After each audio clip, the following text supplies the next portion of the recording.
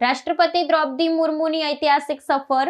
ભારતીય નૌસેનાની સબમરીનમાં સમુદ્રના ઊંડાણમાં જઈ સુરક્ષા સજ્જતાનું કર્યું નિરીક્ષણ। ભારતના રાષ્ટ્રપતિ અને સશસ્ત્ર દળોના સર્વોચ્ચ સેનાપતિ દ્રૌપદી મુર્મુએ ભારતીય નૌસેનાની સબમરીનમાં સવાર થઈ ને સમુદ્રી સફર કરી એક ઐતિહાસિક સિદ્ધિ હાંસલ કરી છે। વિશાખાપટ્ટનમ ખાતે નૌસેનાના પૂર્વ કમાનની મુલાકાત દરમિયાન તેમણે સમુદ્રના ઊંડાણમાં જઈ નૌસેનાની યુદ્ધ ક્ષમતાઓ ને જળસીમાની સુરક્ષા સજ્જતાનું પ્રત્યક્ષ નિરીક્ષણ કર્યું હતું। આ સાથે જ તેઓ સબમરીનમાં મુસાફરી કરનારા દેશના દ્વિતીય મહિલા રાષ્ટ્રપતિ બન્યા છે। નૌસેનાના વરિષ્ઠ અધિકારીઓએ દરિયાની અંદર થતી કામગીરી ને જટિલ તકનીકી પ્રક્રિયાઓ વિશે રાષ્ટ્રપતિને વિગતવાર માહિતગાર કર્યા હતા।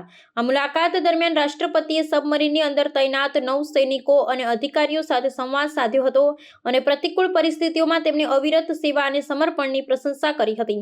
તેમણે નૌસેના દ્વારા હાથ ધરવામાં આવતા વિવિધ વ્યૂહાત્મક અભ્યાસો અને દુશ્મન દેશોની હિલચાલ પર નજર રાખવા માટે ઉપયોગમાં લેવાતી આધુનિક સોનાર અને મિસાઇલ પ્રણાલીનું પણ નિરીક્ષણ કર્યું હતું। રાષ્ટ્રપતિની આ સફર ભારતીય નૌસેનાના મનોબળને વધારવા અને દેશની દરિયાઈ તાકાતનું પ્રદર્શન કરવા માટે અત્યંત મહત્વપૂર્ણ માનવામાં આવે છે।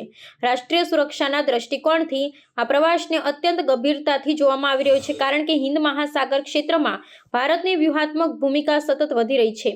રાષ્ટ્રપતિએ દરિયાઈ સરહદોના રક્ષણમાં નૌસેનાના અતુલ્ય યોગદાનને બિરદાવતા જણાવ્યું હતું કે સશસ્ત્ર દળોની સજ્જતા રાષ્ટ્રની અખંડિતતાની ગેરંટી છે। સબમરીન સફર પૂર્ણ કર્યા બાદ તેમણે નૌસેનાના અન્ય પ્રકલ્પોની પણ મુલાકાત લીધી હતી। આ પ્રસંગે નૌસેના પ્રમુખ અને સંરક્ષણ મંત્રાલયના ઉચ્ચ અધિકારીઓ ઉપસ્થિત રહ્યા હતા, જેમણે રાષ્ટ્રપતિના આ પ્રવાસને સૈન્ય દળો માટે પ્રેરણારૂપ ગણાવ્યો હતો।